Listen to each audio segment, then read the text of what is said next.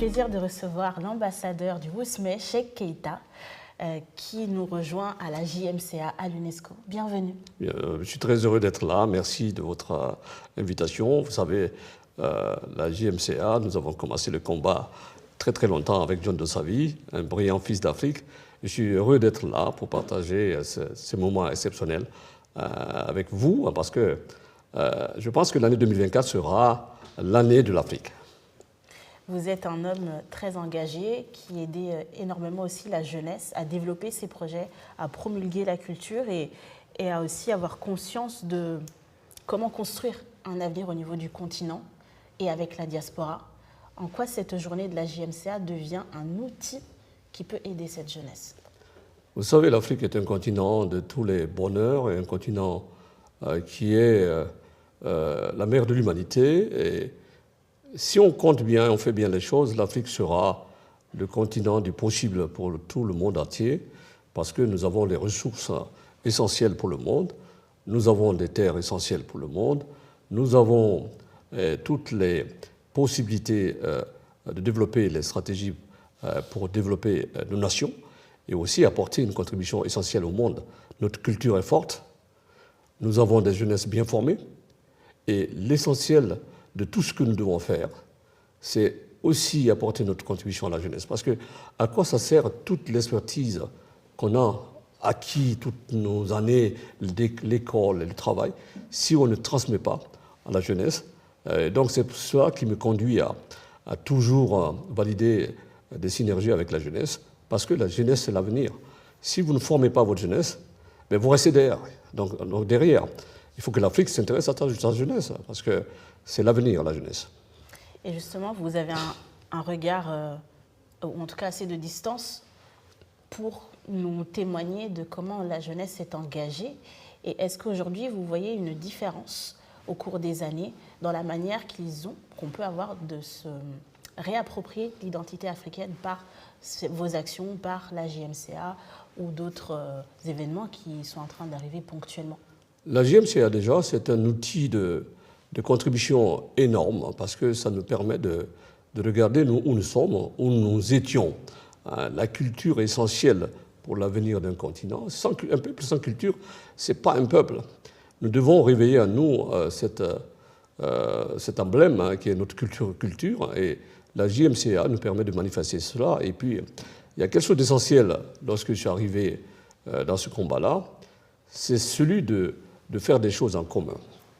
Si l'Afrique est en commun, si la communauté est en commun, nous pouvons construire des idées, nous pouvons aller très loin. Vous savez, la communauté africaine du monde, la diaspora, elle est plurielle, elle est dans tous les pays. Je le dis souvent aux chefs d'État que je rencontre, je dis, mais vous vous rendez compte, nous sommes le peuple le plus nombreux et qui est diversifié dans le monde entier. Quand vous allez au Brésil, 35 à 40% des habitants du Brésil sont d'origine africaine. Quand vous allez en Colombie, c'est 25%. Quand vous allez à Porto Rico, c'est la même chose. Quand vous allez à Cuba, c'est la même chose. Et nous avons un pays qui nous est cher au cœur, c'est Haïti, qui est aujourd'hui dans une situation difficile. Je pense que finalement, toutes mes pensées à toute cette population, c'est la plus grande communauté africaine du monde, qui est la première nation noire du monde. Je pense que les pays africains doivent contribuer à apporter une solution pour résoudre les problèmes en Haïti, parce que si l'Haïti est bien, l'Afrique est bien. Et pour revenir à l'essence même de la JMCA, la jeunesse doit compter dans tout ça. La jeunesse a changé. Avant, dans ce pays, en France et en Europe, la jeunesse était une jeunesse de contribution et de manifestation. Parce que je disais, oui, les États africains, il n'y a pas de démocratie, oui, c'est des problèmes de corruption et tout ça. Mais tout a changé, parce que nous avons changé cette jeunesse à une jeunesse intellectuelle qui, pour moi, doit être une jeunesse de contribution positive et essentielle. Parce que la jeunesse, après les contestations, on doit s'armer maintenant de quelque chose pour apporter une contribution essentielle à nos États. Pour penser et bâtir. Et pour bâtir. Et puis, des actions, parce qu'il ne s'agit pas de dire. C'est ce que je dis souvent aux jeunes. On me dit, oh, Monsieur Keita, Monsieur l'ambassadeur, vous faites plein de choses, c'est bien. Je dis non, vous n'en parlez. Je dis non, je préfère ne pas en parler.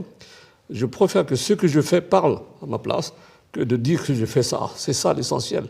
Et la jeunesse aussi doit s'armer pour cela. Nous avons tous quelque chose à faire pour l'Afrique. C'est l'ensemble de tout ce que nous faisons ensemble, et chacun à son niveau, qui peut faire pousser pour élever l'Afrique à sa place tout à fait de leader dans le monde. Merci beaucoup. Merci beaucoup. Nous voilà enfin avec notre président de la JMCA et du RAPEC, John. Ton nom a été clamé toute la journée avec beaucoup de fierté. On est enfin ici à l'UNESCO. Comment s'est déroulée pour toi cette journée? Alors, je tiens à remercier les participants, à remercier la délégation permanente du Togo qui a su créer toutes les conditions permettant aux uns aux autres de s'y retrouver dans ces manifestations, dans ce grand rendez-vous historique pour notre peuple et pour l'humanité tout entière. Pourquoi? Parce que l'histoire retiendra que c'est dans cette maison que les 193 États membres des Nations Unies pour la culture, l'éducation et la science ont voté comme un seul homme à la mise en place de cette journée. Je tiens à le dire à qui veut l'attendre que quand vous recevez un message, vous n'êtes pas le propriétaire de ce message. C'est les personnes à qui ce message est destiné qui en feront ce qu'ils veulent.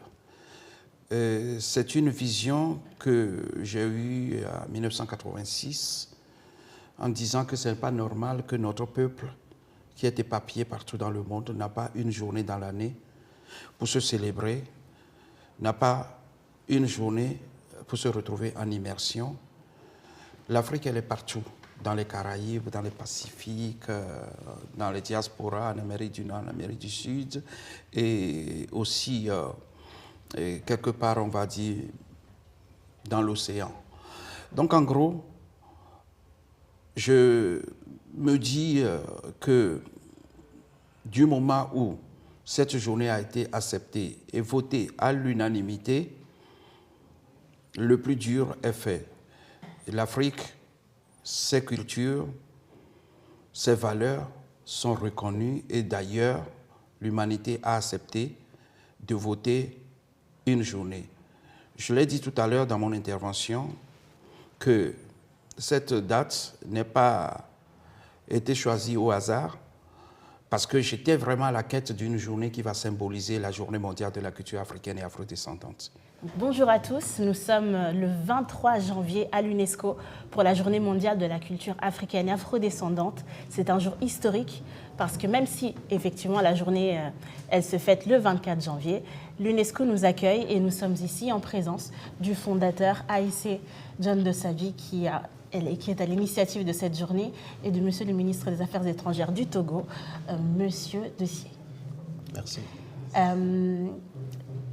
Nous sommes à un moment crucial de l'histoire de l'Afrique et c'est très beau parce qu'on a pu voir que la salle était pleine, que les Africains ont répondu à cet appel. Qu'est-ce que ça vous fait de voir que finalement cette journée est reconnue et surtout que les enfants d'Afrique sont présents? Merci Madame pour l'intérêt que vous aviez pour cette journée. Moi, je pense que la première chose, c'est d'abord féliciter M. John Dossavi, qui est le président du RAPEC et qui a l'initiative de cette journée. C'est une proposition qui vient de lui, comme il a signifié lui-même, et le gouvernement togolais a porté cette proposition parce que nous pensons que désormais, il est temps pour le continent africain, pour les Africaines que vous êtes, j'imagine, et les Africains, de prendre conscience du rôle que doit jouer le continent africain dans le concert des nations. Donc aujourd'hui, nous disons qu'il y avait une époque, l'Afrique après les indépendances, nous sommes dans une période de post-indépendance, et à cette période-là aujourd'hui, quand on voit toutes les initiatives qui sont prises sur la culture africaine, sur l'éducation, etc., il est important pour les Africaines et les Africains de se réunir autour d'une thématique. Et ici, nous parlons de la Journée mondiale de la culture africaine parce que la culture est, à ce que je sache, l'une des rares positions sur lesquelles tout le monde peut s'entendre. On peut se diviser sur les questions politiques, sociales, etc. Au moins, notre culture, elle est liée à l'ADN des personnes de souche africaine que nous sommes. Et il faut défendre cette culture. Et c'est pourquoi nous avions voulu d'abord honorer le président du RAPEC, honorer l'UNESCO, qui est une organisation des Nations Unies, et bien sûr porter plus haut la voix du Togo, du continent africain et des afrodescendants sur la problématique de la culture africaine. Alors nous sommes avec M. Azilé, chargé d'affaires de la délégation du Togo à l'UNESCO, en cette journée de la JMCA, donc la Journée mondiale de la culture africaine et afrodescendante. Merci de nous recevoir dans vos murs et d'être à l'initiative du coup de cette journée dans l'UNESCO. Merci beaucoup. Là, il faut que je rectifie que l'initiateur de la JMCA, c'est bien M. Dossavi. Bien sûr. Et nous, on est venus, je suis arrivé ici à la délégation du Togo auprès de l'UNESCO en octobre de 2022. L'événement était en préparation, la célébration de 2023 était en préparation et j'y ai pris part. Et puis, on s'est dit que non, cette journée méritait d'être mieux célébrée qu'elle ne l'a été. Et c'est là où, des discussions que j'ai eues avec M. Dossavi, l'idée est sortie de faire la journée à l'UNESCO. Parce que c'est l'UNESCO qui a pris une résolution pour donner le caractère universel à cette journée. Et donc, ce serait de bon ton qu'on puisse célébrer de façon formelle la JMCA à l'UNESCO. Et par la grâce de Dieu, je crois que c'est ce que nous vivons aujourd'hui. Nous sommes avec M. Ibrahim Sorel Keïta, qui est un homme de culture, engagé, près évidemment de la politique et surtout l'un des premiers témoins de la construction et même de la pensée de la JMCA. Bienvenue à l'UNESCO en ce 23 janvier. Merci de me recevoir. Je suis ravi d'être là. Un moment de réappropriation aussi de nos valeurs. Parce qu'on dit que l'Afrique, c'est le berceau de l'humanité, mais c'est aussi la source de valeurs humanistes. Donc c'est le berceau de l'humanisme aussi. Et c'est de plus en plus compliqué aujourd'hui parce qu'on vit dans un monde assez individualiste.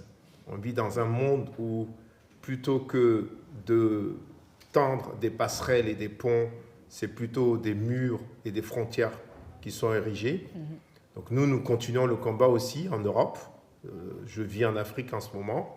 Je suis vice-président d'SOS Racisme aussi. Donc je suis à la fois ici et là-bas. Là-bas, j'occupe des fonctions, vous l'avez dit, politiques, on va dire des fonctions de parlementaire. Je suis le président de la Commission des Affaires étrangères et de la coopération internationale de l'Assemblée nationale de Guinée. C'est une fonction très intéressante parce que j'apporte mon expérience d'enfant de la diaspora au continent. Parce qu'en réalité, l'africanité, c'est l'altérité, c'est le rapport à l'autre, mais c'est des échanges en fait. C'est la civilisation de l'universel, le donner et le recevoir. L'Afrique donne, l'Afrique doit recevoir aussi. Et c'est ce que nous devons tous, mais tous, mettre en œuvre. Nous devons être tous des acteurs de cette civilisation de l'universel qui s'incarne à travers l'Afrique. Alors, nous sommes avec Pierre Stanley Perronneau, secrétaire général du RAPEC. Aujourd'hui, à la JMCA au sein de l'UNESCO, nous avons le plaisir de la fêter, enfin, cette journée. Qu'est-ce que ça évoque en vous comme sentiment, aboutissement ? Cela évoque beaucoup de sentiments, si bien que je ne saurais poser un mot sur ces sentiments. Je dirais tout simplement que je suis extrêmement fier, extrêmement honoré, d'autant que dans la JMCA, la Journée mondiale de la culture africaine et afrodescendante, telle qu'elle est prônée, telle qu'elle est véhiculée, expliquée par le président John Haïté Dossavi, je retrouve un peu de mon histoire personnelle. Je suis né en Haïti, le pays qui a porté la première révolution qui a abouti à la libération, une libération générale des esclaves de l'époque, qui a porté la culture africaine, qui a porté l'histoire africaine, qui a porté la spiritualité africaine au plus haut point, à un moment où le monde vivait un moment, on pourrait dire, de ténèbres. Donc cette révolution qui est la plus profonde, je retrouve un peu de cette révolution dans l'idée de la JMCA. La révolution haïtienne a été faite pour l'humanité tout entière, pour dire que tous les hommes sont des hommes et que chaque homme doit accepter l'altérité chez son prochain et dans la JMCA, il y a cette même idée, parce que dans la journée de la culture africaine et afrodescendante, dans l'afrodescendant, il y a l'idée que tous les peuples, y compris les peuples africains et afrodescendants au sens propre du terme, mais également tous les autres peuples, européens, asiatiques, font partie de cette journée-là, dans la mesure où l'Afrique, c'est le berceau de l'humanité, c'est-à-dire là où tout a commencé pour la science, la spiritualité, pour l'histoire, pour la culture.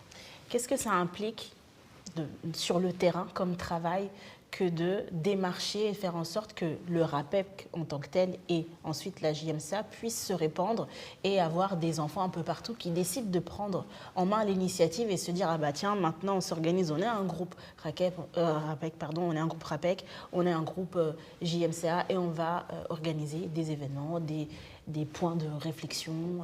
Eh bien, en réalité, cela implique un travail titanesque. Moi, je suis le secrétaire général, je suis responsable d'organiser, c'est-à-dire de structurer l'organisation, de structurer le mouvement.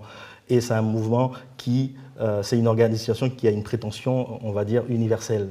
Aujourd'hui, par exemple, à partir de demain, la JMCA sera célébrée au Cameroun, qui est le pays qui va recevoir la JMCA, l'événement continental, sous le haut patronage du président de la République du Cameroun. La JMCA est célébrée avec le porte-parole de la JMCA, exactement, Kaga Sanoussi. Donc la JMCA a vocation à être célébrée partout dans le monde et le RAPEC aussi a vocation à s'établir un peu partout dans le monde. Donc aujourd'hui, moi, je travaille sur cette organisation-là, c'est-à-dire organiser le mouvement au niveau européen, mais également au niveau international, afin qu'il y ait des liens, des conventions entre les différentes associations qui vont exister un peu partout dans le monde. Donc c'est un travail titanesque, c'est un travail de tous les jours. Et effectivement, je subis aussi la pression du président Haïté Dossavi qui m'appelle tous les jours, tous les 2 jours, pour qu'on puisse avancer dans ce mouvement. Mais c'est un mouvement salutaire pour l'humanité parce qu'il faut célébrer son passé pour pouvoir préparer son avenir. On en a besoin, l'humanité en a besoin. Et aujourd'hui, je suis fier de participer à cette cause qui est plus grande que mon propre bonheur personnel. Et alors, est-ce que n'importe quelle personne peut faire partie de ce mouvement pour justement construire et être vraiment sur le terrain et bâtir? Toute personne peut faire partie du RAPEC, JMCA. D'ailleurs, on vous invite à aller sur notre site rapec.org ou jmca.org et à voir dans quelle mesure vous pourrez rentrer en contact avec nous. On sera trop heureux de vous accueillir. Encore une fois, la JMCA, ce n'est pas seulement pour les Africains et les Afro-descendants au sens propre. On considère que tous les enfants de l'humanité sont membres de cette journée mondiale de la culture africaine et afro-descendante. Merci beaucoup. Merci à vous.